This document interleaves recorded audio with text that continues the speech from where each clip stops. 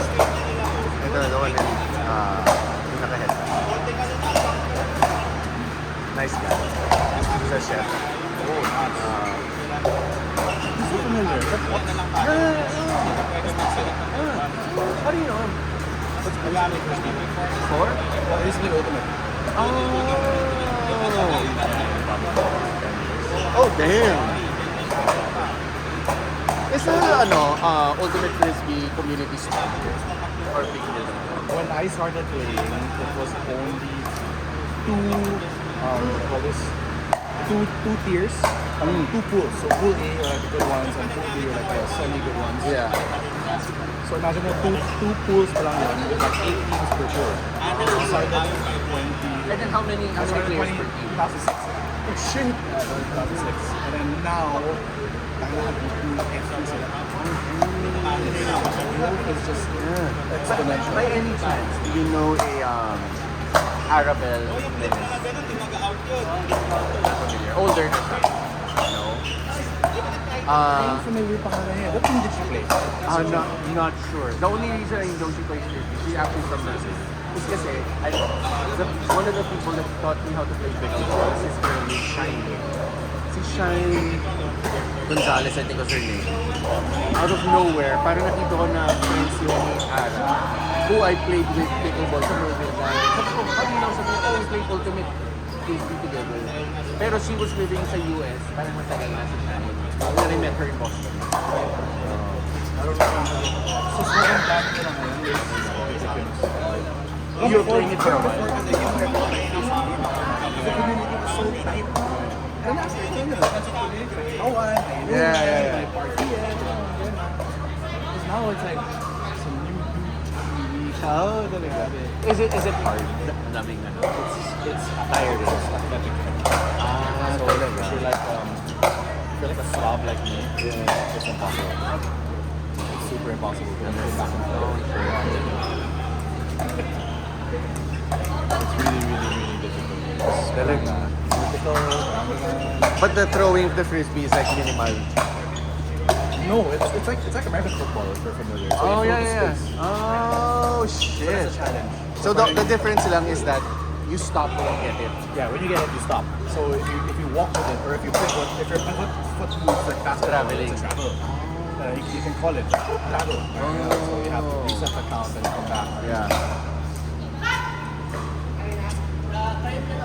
But when you get it, you have to stop. And then when you throw to the space so that you're connected per second. Oh, So literal what the hell? American with football plastic. talaga. What if you like dive for it? Pero yung pivot foot mo is when you stand up. Yeah, when you stand up. You establish your pivot. Yeah. Yun na yun, that's your pivot. Okay. So you have to establish. And it's all self-officiated. So parang we have this thing called spirit of the game. Spirit of the So it's like an unspoken rule na yun talaga siya.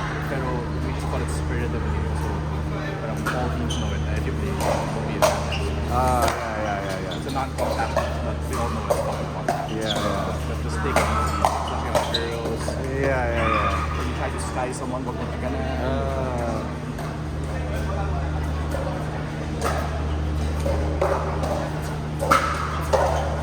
It looks fun. Kasi one of the people that plays pickleball now, yung wife ng friend ko si Jack, that's like her sport before going to pickleball. Yeah, Jack Concepcion. Yeah. I played with him na in 24.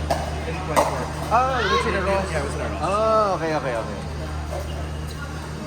It's in a Ross or my Rockwell group. So I play with the Ross, and that's where we play with the Rikes. Yeah. Para. They play here on Fridays. They play here on Fridays. Sa ano ni Jope? Yeah, so Ross and Para. Oh, yeah. I did play with Ross here. Pero si Jack yun, parang tao na rin yun sa tournament. Talaga.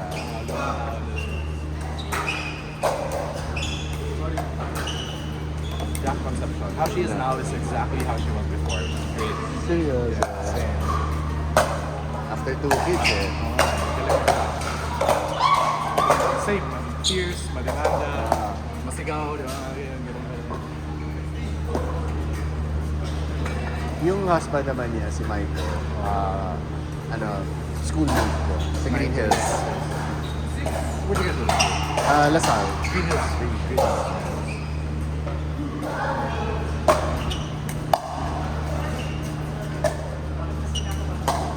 Wow. Nice shot. Nice story. I don't know, but I met him at one of the... Actually, it's called Paddle Weeks. Paano may know that? It's a court. It's a court. Yeah, it's a court in Malate. Parang ganun. Ganun tuturo siya eh. Si Jorge on the court. Ah! In.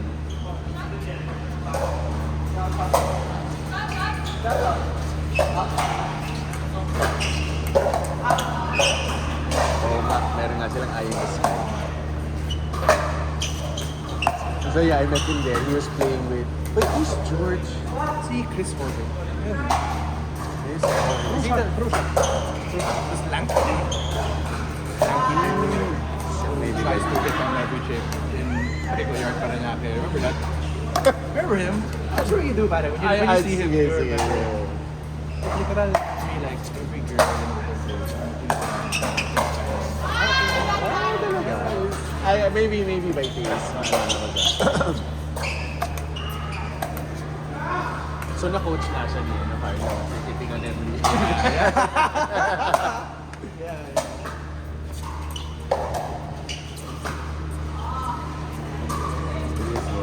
But then when he was there, he was with this other guy who coaches din also. Right. Tall guy.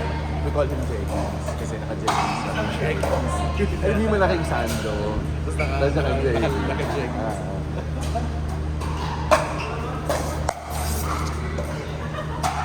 And then we played with him. Parang beginner. And then they were like, good quality. It was playing board. We tried that. It was good. Actually, it was Good Friday. Was it Good Friday ba? Yung before Easter? Yes. So, yeah, the Friday before Easter. Or Black Friday. Yeah. Good Friday. Good Friday. Ayun. Dito kasi Black Friday. Sale na.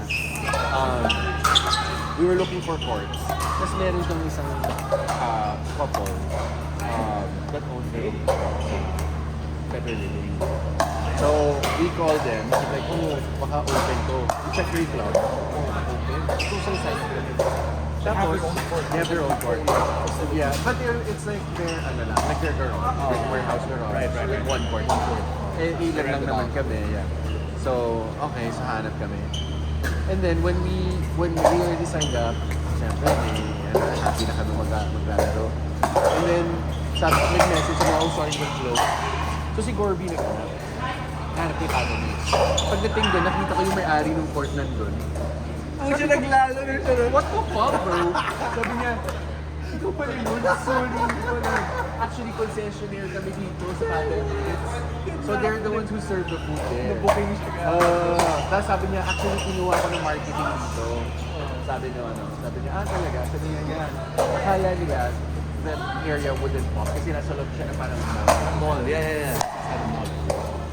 And then, like, sabi niya, it's always safe. Tapos sina Gearbox. Yeah. So, Yeah. Grace. Oh, yeah. So, it's tight, but it's a size. It's 3 This courts. is Malate. Parang... Ito ang share it. Yeah. Or this is the one share it. Ito yung Malate.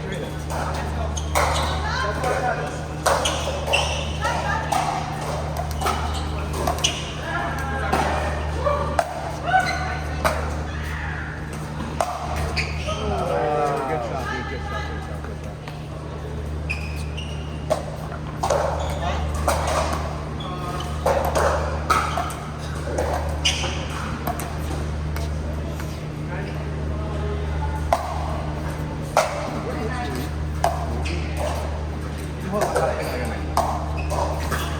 Wow! Signature shot.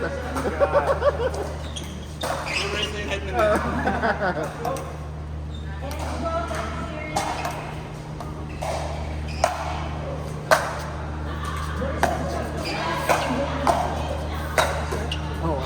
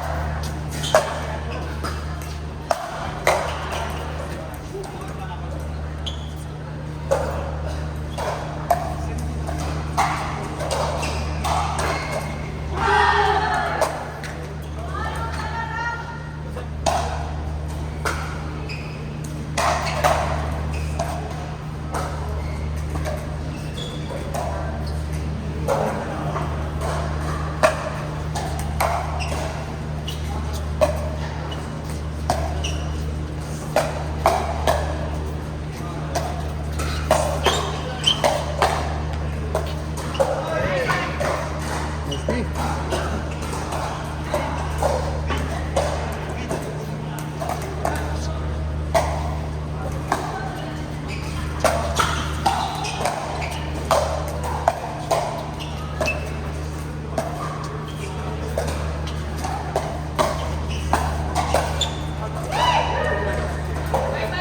Ah, 11.